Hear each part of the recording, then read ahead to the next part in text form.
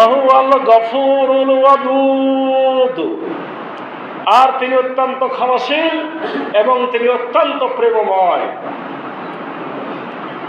আল্লাহ কোরআনে শুধু এখানে নয়, আপনারা যারা কোরআন পড়বেন, আপনাদের অনুরোধ কোরআন পড়বেন, গোটা কোরআন পড়বেন।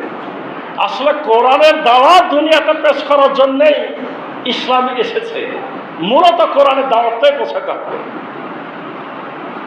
যেখানে রব্বুল আলামিন শক্ত কথা বলেন, সেখানে তিনি এমন ভাষা ব্যবহার করেন যে দুনিয়ার যদি দৃষ্টান্ত আমরা নিই, পিতামাতার কথা চিন্তা করি, কোলে নেওয়া শিশু যেমনভাবে আদর করে পিতামাতা, আল্লাহ এরকম ভাষা ব্যবহার করেন যে শক্ত করে ধমক দেওয়ার পরেই তিনি আবার টেনে নেন কাছে।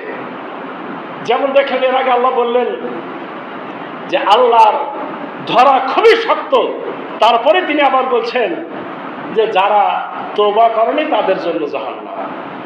আবার তিনি এখনই বলছেন আল্লাহ যুগের পরিক্রমা ঘটান, মানে হে কাফের মুশরিকরা, আজকে তোমরা রাসূলুল্লাহর উপর নির্যাতন করছো, তার সাহাবায়ে কেরামের উপর নির্যাতন করছো, তোমাদের জানা উচিত যে তোমাদের এই ক্ষমতা বেশি দিন থাকবে না। আমি এটা পরিবর্তন ঘটাই, এটারও পরিবর্তন ঘটাবো।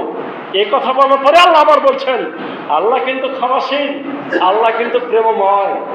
তুমি এখনই ফেরত চলে আসো, আল্লাহ তোমার জন্য রহমতের দরজা কি করবেন? খুলে দিবেন। এবং তিনি ভালোবাসতে যাবেন, তার ভালোবাসা সবচাইতে বেশি। আল্লাহ এইভাবে ভাষা ব্যবহার করছেন।